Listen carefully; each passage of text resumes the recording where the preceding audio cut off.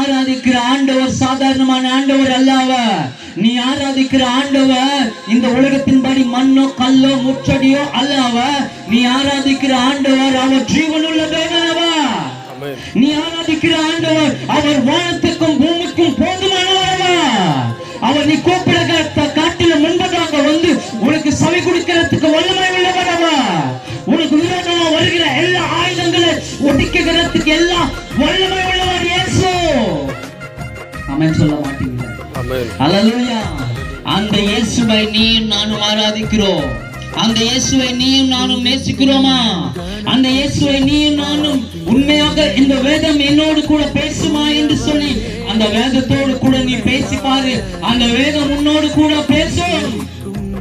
அல்லேலூயா. வேதம் அமர்ந்தா வேதனை நீங்கிடும், பாதம் அமர்ந்தா